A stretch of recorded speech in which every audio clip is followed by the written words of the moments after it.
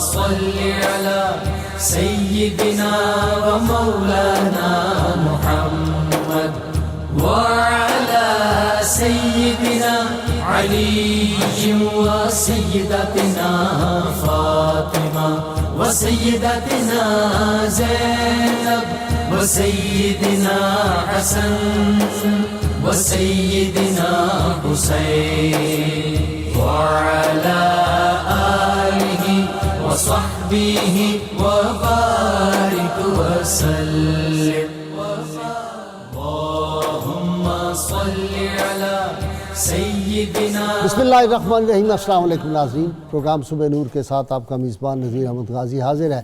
ناظرین کرام، حضرت ابو انیس محمد برکت علی صاحب رحمہ اللہ کی مشہور تالیف اسماء النبی الکریم صلی اللہ علیہ وآلہ وسلم سے ایک اسم مبارک پڑھنے کی سعادت حاصل کر رہا ہوں. سیدنا محب علی صلی اللہ علیہ وآلہ وسلم، ہمارے سردار حضرت علی سے محبت فرمانے والے، درود و سلام بھیجے اللہ آپ صلی اللہ علیہ وسلم، آپ کی آل پاک اور آپ کے صحابہ کرام پر. حضرت انس بن مالک رضی اللہ تعالیٰ عنہ راوی ہیں کہ ایک مرتبہ حضور نبی کریم صلی اللہ علیہ وآلہ وسلم کے پاس ایک پرندے کا گوشت تھا. آپ صلی اللہ علیہ وآلہ وسلم نے دعا فرمائی، یا اللہ اپنی مخلوق میں سے محبوب ترین شخص میرے پاس بھیج تاکہ وہ میرے ساتھ پرندے کا گوشت کھائے. چنانچہ سیدنا علی المرتضیٰ شیر خدا حاضر خدمت ہوئے اور آپ صلی اللہ علیہ وسلم کے ساتھ وہ گوشت تناول فرمایا. اسی طرح حضرت بریدہ رضی اللہ تعالیٰ عنہ سے روایت ہے کہ حضور رحمت کل جہاں صلی اللہ علیہ وسلم کو عورتوں میں سب سے زیادہ محبوب اپنی پیاری صاحبزادی سیدہ فاطمہ طیبہ طاہرہ سلام اللہ علیہا تھیں، اور مردوں میں سب سے زیادہ محبوب سیدنا علی المرتضیٰ شیر خدا تھے. ناظرین کرام، وہ آبشار نور جو بطحا کی وادیوں سے جلوہ فگن ہوئی تھی، اور اس سے نکلنے والے نور کے چشمے جو ہے پچھلی 14.5 صدیوں سے علم و معرفت کے جہان کو سیراب اور منور کر رہے ہیں، اور تا شام قیامت یہ نور کا سلسلہ جاری رہے گا، نہ کم ہوگا نہ بند ہوگا. ناظرین کرام، آج ہم ایک ایسی ہستی کا یوم ولادت جو ہے اس کے تذکار پاک کر رہے ہیں جن کے آنے کی خوشخبری اللہ کے محبوب صلی اللہ علیہ وسلم نے فاتح خیبر سیدنا علی المرتضیٰ شیر خدا نے ان کے والد گرامی کو، امام موسیٰ کاظم علیہ السلام کو بھی، اور ان کی والدہ محترم ان کی نانی جان کو بھی بشارتیں دی تھیں. اس ہستی کا ذکر پاک ہم جیسے کم علم کیسے بیان کر سکتے ہیں؟ ہم تو ان کے غلاموں میں اپنا نام لکھوانا چاہتے ہیں. ان کے اوصاف جمیلہ اور اوصاف حمیدہ اور ان کی عظمتیں اور رفتیں بیان کرنے کے لیے علم و عرفان کی کتنی منزلیں طے کرنی پڑتی ہیں، اس کا اندازہ اہل معرفت کو ہے. ہم تو یہی کہہ سکتے ہیں کہ سرما ہے میری آنکھ کا خاک مدینہ و نجف.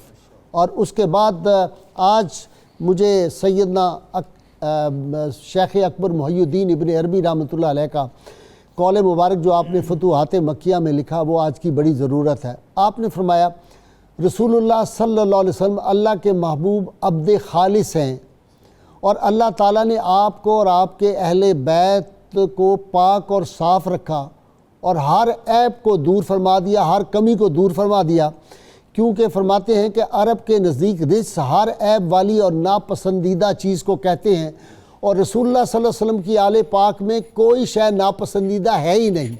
یہاں خوبیاں ہی خوبیاں ہیں، عظمتیں ہی عظمتیں ہیں، رفتیں ہی رفتیں ہیں.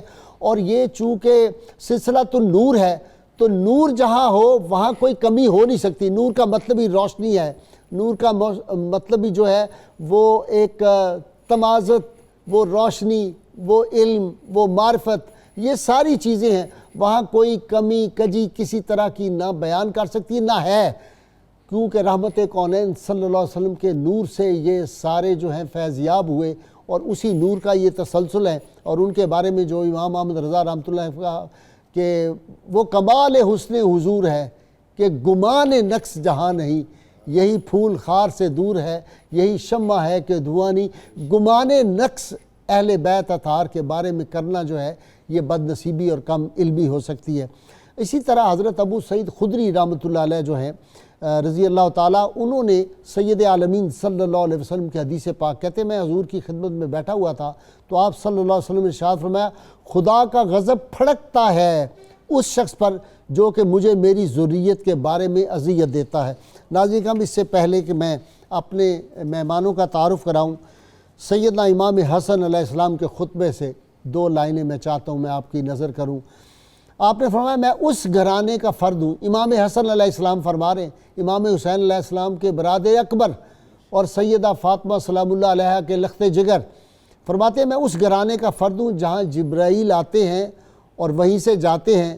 خدا نے ہم سے ہر کمی کو دور رکھا ہے، خدا نے ہم سے ہر کمی کو دور رکھا ہے، ہماری محبت مسلمانوں پر فرض قرار دیا ہے، اور میں اس میں اضافہ کرتا ہوں اہل بیت کی محبت ہم پر فرض بھی ہے، قرض بھی ہے، ان کا ادب ہم پہ فرض بھی ہے اور قرض بھی ہے۔ اور اسی طرح امام حسین علیہ السلام نے فرمایا جو ہم اہل بیت سے محبت کرے گا اللہ کریم اس کی زبان سے حکمت کے چشمے جاری کرے گا اور اس کے دل میں ایمان ہمیشہ تازہ رہے گا۔ ناظرین کرام، آج سیدنا امام علی رضا علیہ السلام کا یوم ولادت ہے۔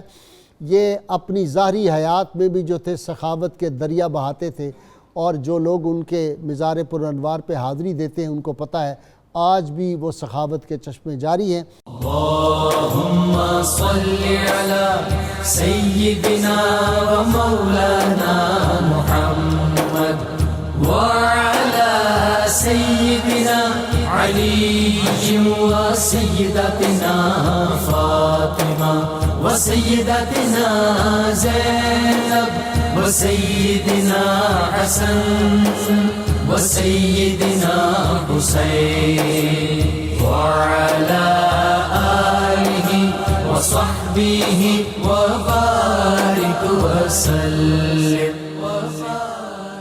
اللہم صلی علی سیدنا و مولانا محمد وعلی سیدنا علی و سیدتنا فاطمہ و سیدتنا زینب و سیدنا حسن و سیدنا حسین وعلی آلہ و صحبہ و بارک وسلم۔ میں ابتدا کر رہا ہوں جناب پیر صاحب سے۔ جی پیر صاحب۔ بسم اللہ الرحمن الرحیم۔ عکس جمال مظہر یزداں علی رضا، سبحان اللہ، چرخ ولا کے مہر درخشاں علی رضا، سبحان اللہ، حجرائے زہرا پاک کی قندیل نور بار، کنز علی کے گوہر تاباں علی رضا، واہ سبحان اللہ، شاہوں کا بادشاہ ہے کریموں کا تاجور، واہ ہے کشور حسین کا سلطان علی رضا۔ سبحان اللہ۔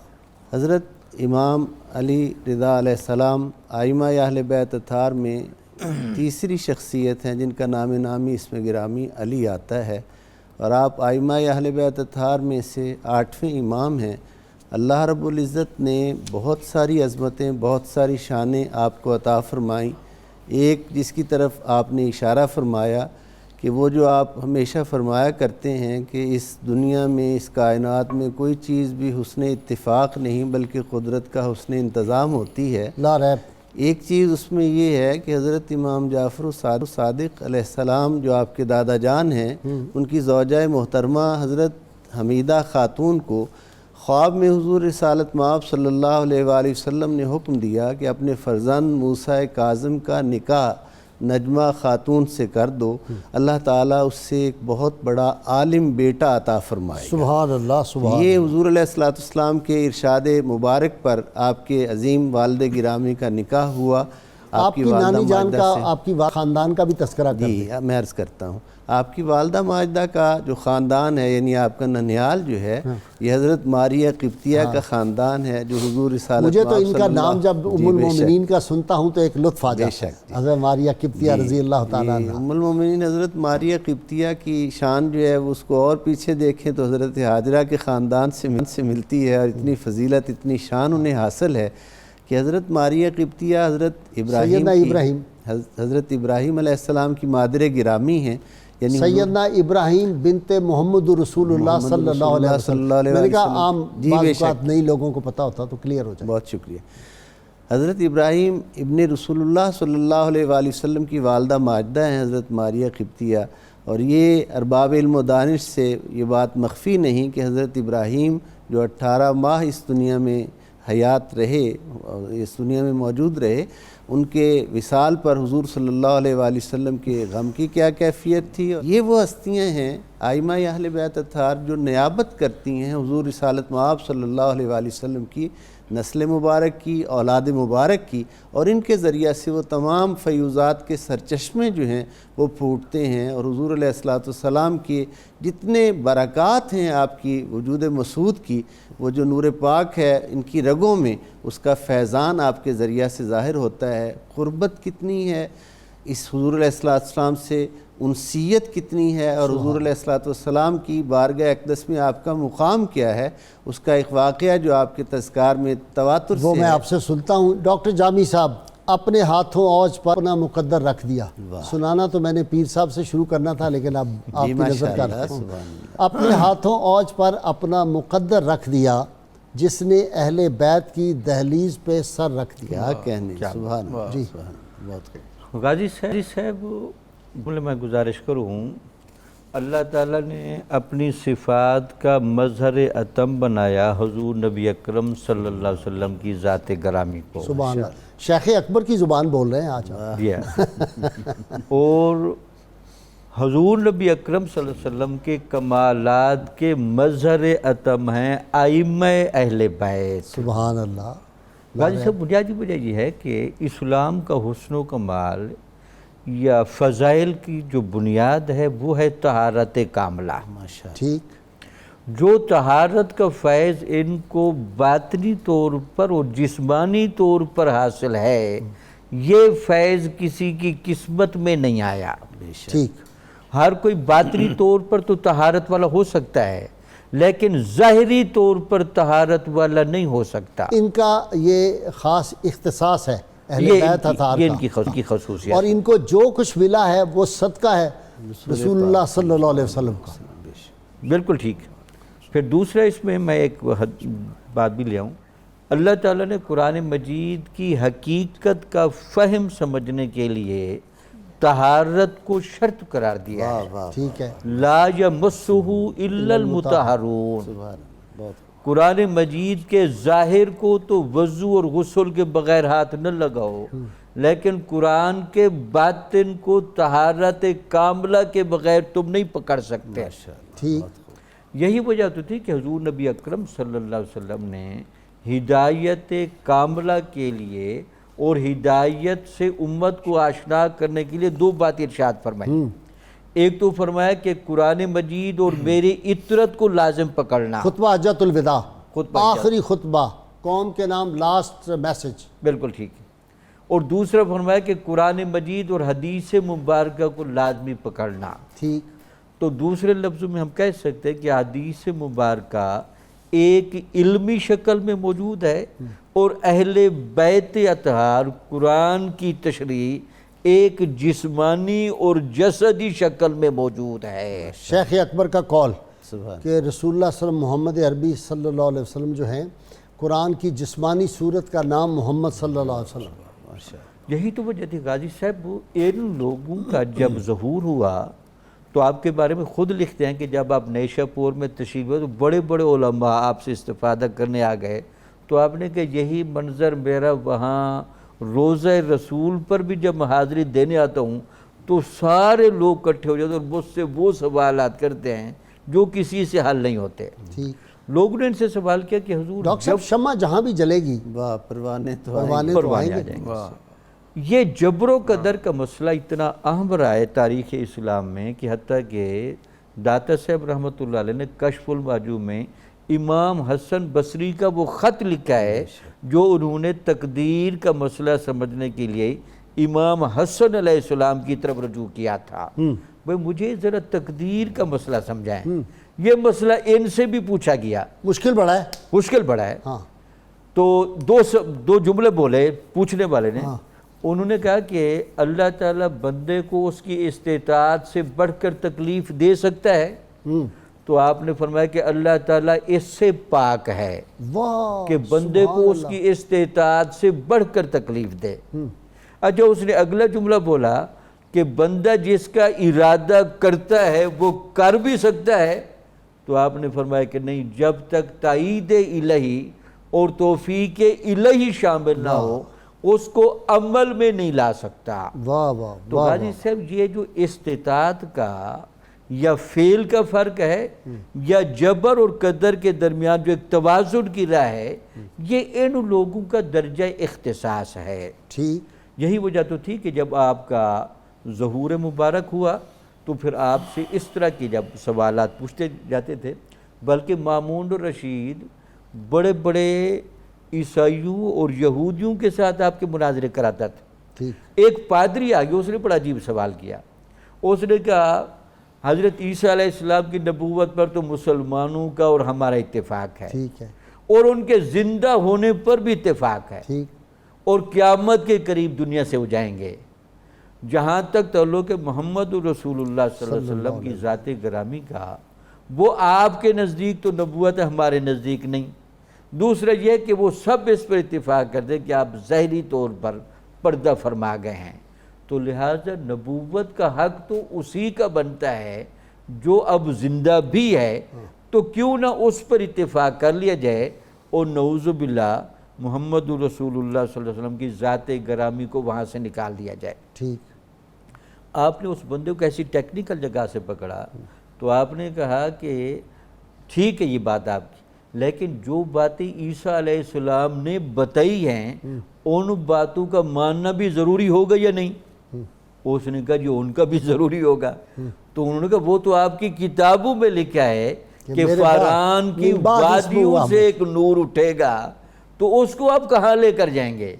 اور ساتھ یہ بھی لکھا ہے کہ میرے بعد آنے والا ایک بشارت والا نبی ہے جس کو قرآن نے بھی نقل کیا، اس کا نام احمد ہوگا۔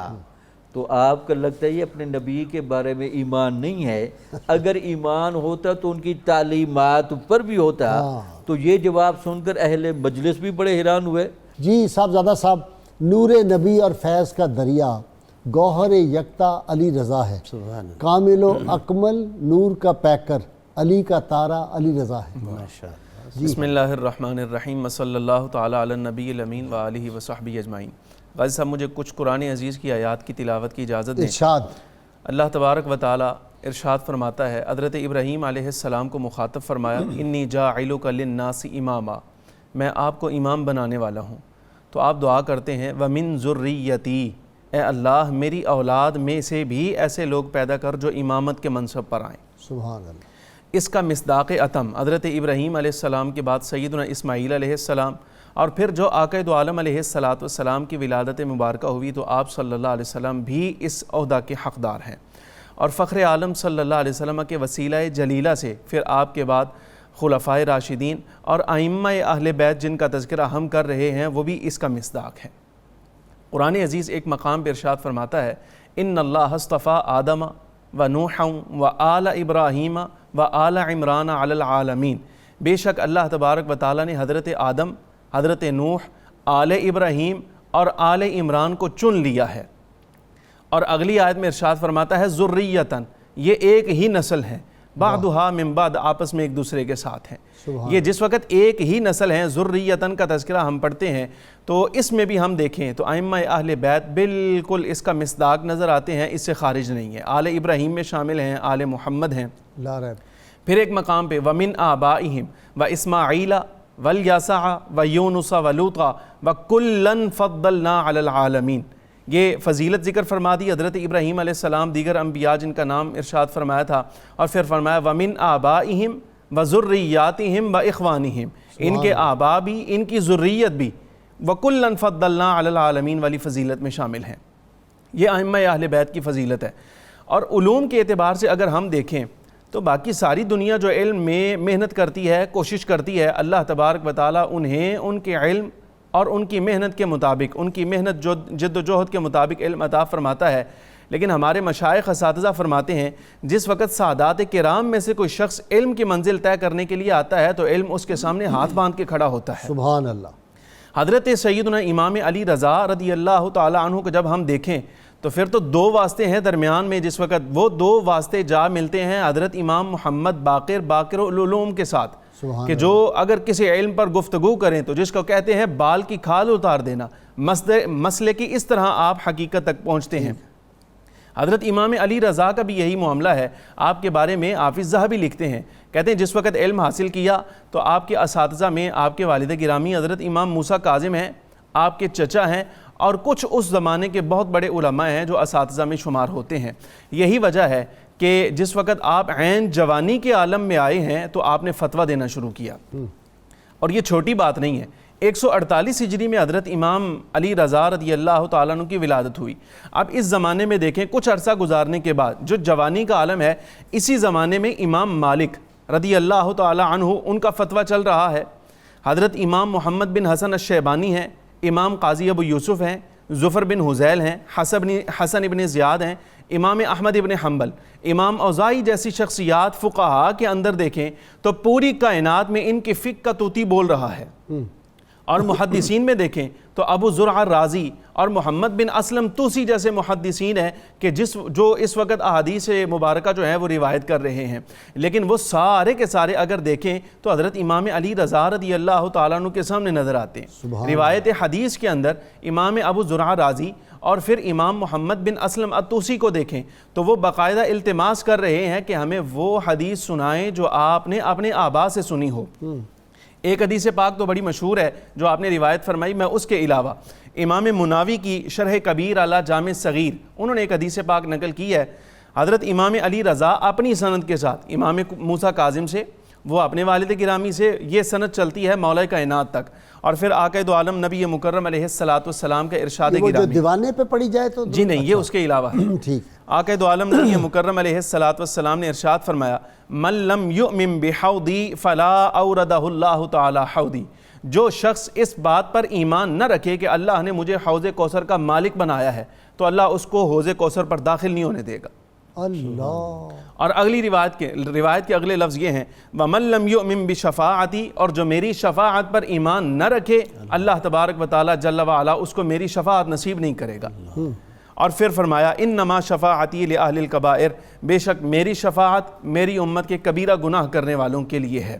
یہ وہ روایت ہے جو حضرت امام علی رضا نے اپنے آبائے کرام سے روایت کی ہے۔ اچھے ان کے ہیں تو اے کیف برے کس کے ہیں، اپنی امت ہے محمد کو پیاری ساری صلی اللہ علیہ وسلم۔ اللہم صلی علی سیدنا و مولانا محمد وعلی سیدنا علی و سیدتنا فاطمہ و سیدتنا زینب و سیدنا حسن و سیدنا حسین وعلی آلہ و صحبہ و بارک وسلم۔ اللہم صلی علی سیدنا و مولانا محمد وعلی سیدنا علی و سیدتنا فاطمہ و سیدتنا زینب و سیدنا حسن و سیدنا حسین وعلی آلہ و صحبہ و بارک وسلم۔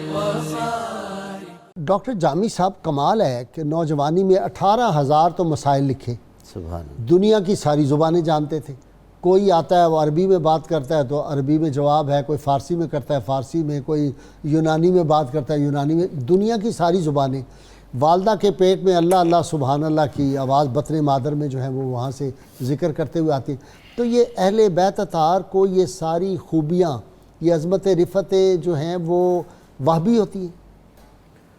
غازی صاحب بنیادی طور پر آپ نے خوب کہا کہ اللہ تعالیٰ نے قرآن مجید میں ایک آیت فرمائی ہے اللہ یجتبی من یشاء و یہدی الیہ من ینیب۔ ٹھیک، اللہ تعالیٰ کچھ لوگوں کو تو مقام مجتبی شروع سے دے دیتا ہے، ٹھیک، سلیکٹڈ ونز ہوتے ہیں۔ سلیکٹڈ ہوتے ہیں، اور کچھ لوگوں کو پھر راہ انابت دکھاتا ہے، وہ بھی بالآخر وہاں تک چلے جاتے ہیں۔ ٹھیک، تو ائمہ اہل بیت یہ نسلی قرب کی وجہ سے یا حضور نبی اکرم صلی اللہ علیہ وسلم کے ساتھ سلسلہ نور کے قرب تام کی وجہ سے یہ اس پیک کر کے لوگ ہیں کہ یہاں وہب ہی وہب ہے، واہ واہ واہ، بلکہ اس کی غازی صاحب یہ دیکھیں کہ حتیٰ کہ تاریخ نے یہاں تک بھی وہ منظر محفوظ کیا، اعلیٰ حضرت رحمۃ اللہ علیہ جیسے محتاط علماء وہ بھی کہتے ہیں کہ جب آپ طوس کے علاقے میں تشریف لے گئے نیشاپور، تو وہاں لوگوں نے آپ کے جو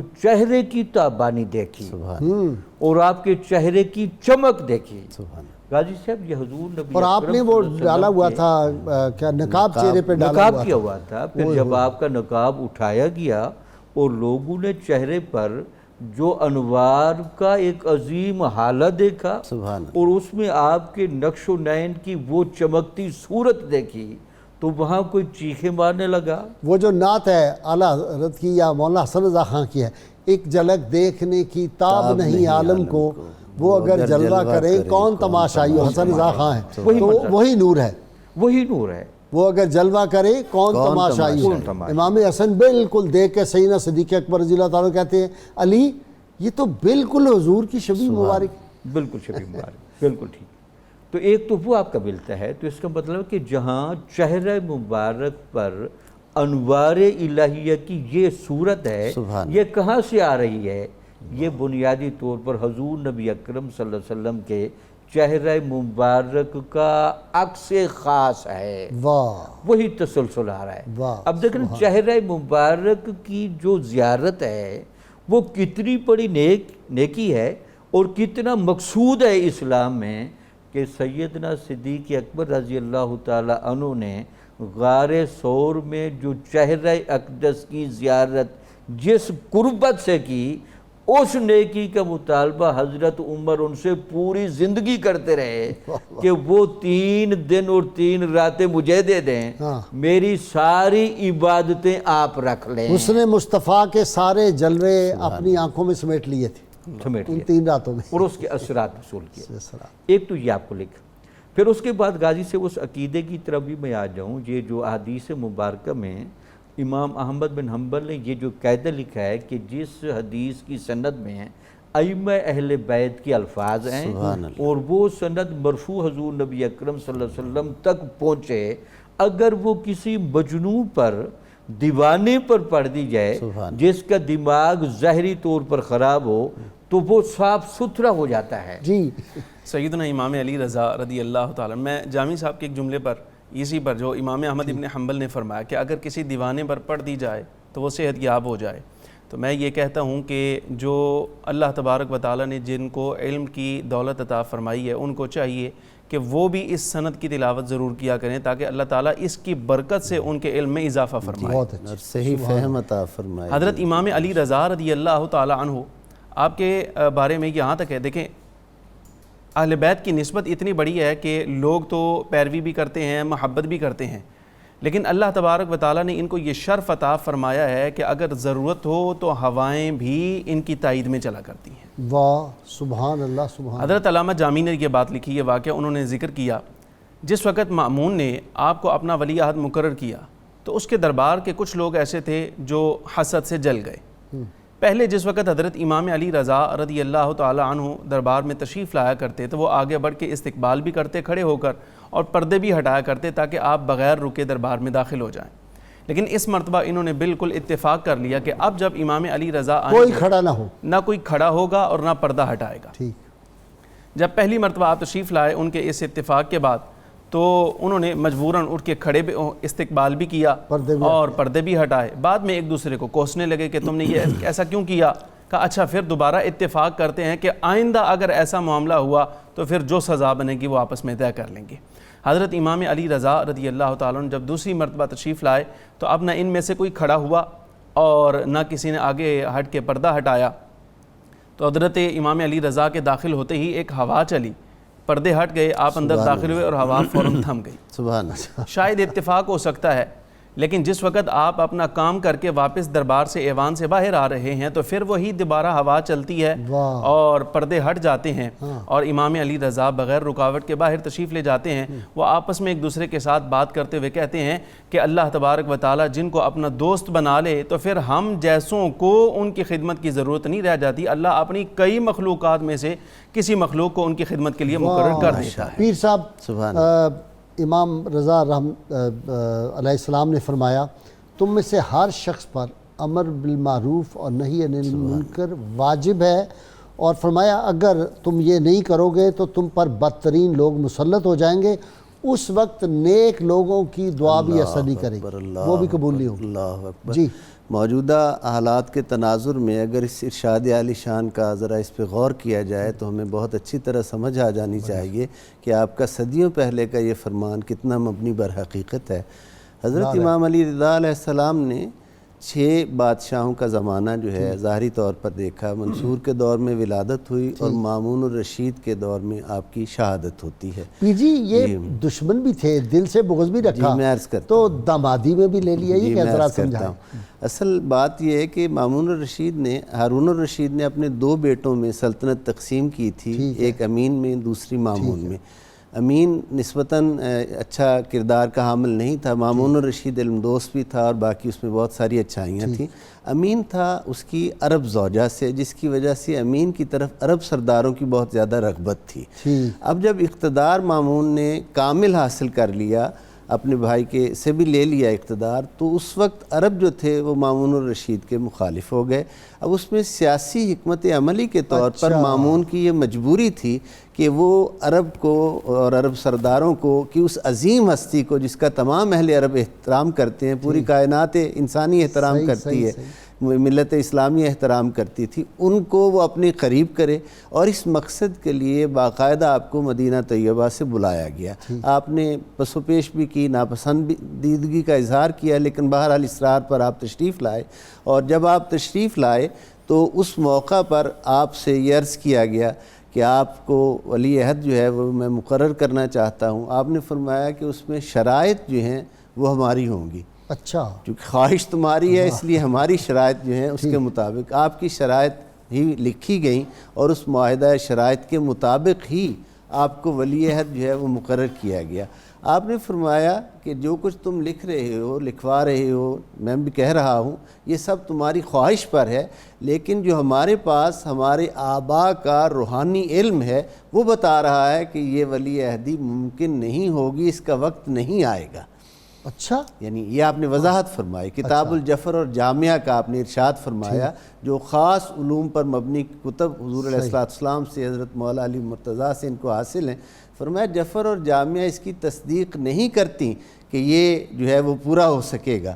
نتیجتاً یہی ہوا کہ جیسے ہی آپ کو ولی عہد مقرر کیا, آپ کے نام کا سکہ جاری کیا, تو جو دیگر لوگ تھے بنو عباس کے, غیر عرب لوگ تھے, وہ مخالف ہونا شروع ہو گئے. انہوں نے کہا یہ کیا آپ نے کیا کہ ولی عہد بھی بنا لیا, بیٹی کا رشتہ بھی دے دیا, اور اس کے بعد نام کا سکہ جو ہے وہ رائج کر دیا. انہوں نے حسد کی بنا پر اپنا اثر رسوخ استعمال کرتے ہوئے کچھ وقت گزرنے کے بعد حضرت امام علی رضا علیہ السلام کو مامون الرشید ہی کے ذریعہ سے زہر دلوا کر. اچھا, آپ نے خود پیش گوئی بھی تو فرمائی تھی کہ مجھے زہر بھی مامون دلوائے گا. جی دلوائے گا. وہی اشارہ اسی طرف تھا نا کہ ولی عہد کی ضرورت تو تب ہے جب تیرا دور ختم ہو, تب میں بنوں. پیر صاحب ایسے یہ علم جفر بڑا زبردست علم ہے. اب تو لوگ ہی اس کے نہیں رہے, کم رہ گئے, لیکن میں نے کچھ زندگی میں دیکھے لوگ جن کو اس پہ کمانڈ تھی, کمال تھا. جی بے شک. جی علم باطن, جی علم باطن کی, علم لدنی کی تو قرآن حکیم تعریف کر رہا ہے. حضرت خضر اور حضرت موسیٰ علیہ السلام کا جہاں ملاقات ہے وہاں ارشاد ہوتا ہے فوجد عبدا من عبادنا آتیناہ رحمتا من عندنا وعلمناہ من لدنا علما. بس انہوں نے پا لیا ہمارے بندوں میں سے اس بندہ خاص کو جسے ہم نے اپنی رحمت میں سے کچھ حصہ دیا ہے اور علم باطن میں سے کچھ حصہ عطا فرمایا ہے. اچھا جی, اپنا کہتے ہیں کہ آپ کی خدمت میں جب لوگ آتے تھے تو سوال کرنے سے پہلے ان کا سوال پورا کر دیا جاتا ہے, یعنی جو وہ دل میں لے کے آتے تھے.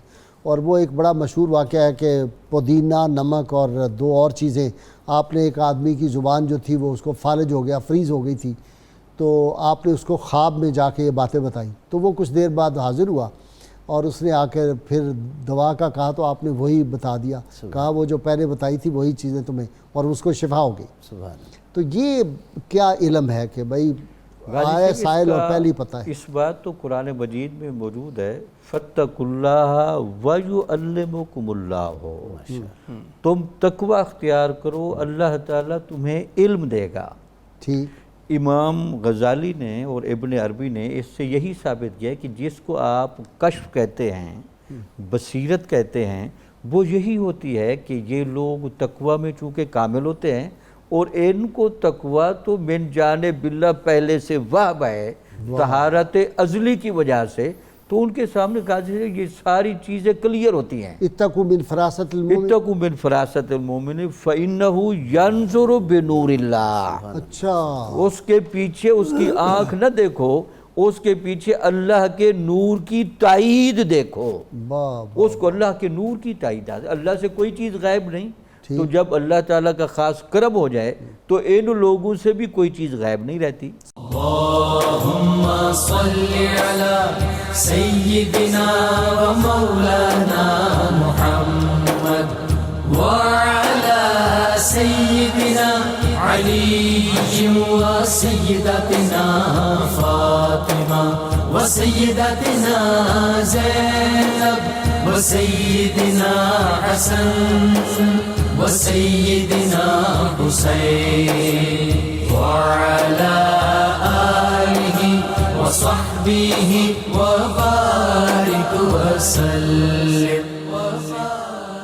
اللہم صلی علی سیدنا و مولانا محمد وعلی سیدنا علی و سیدتنا فاطمہ و سیدتنا زینب و سیدنا حسن و سیدنا حسین وعلی آلہ و صحبہ و بارک وسلم۔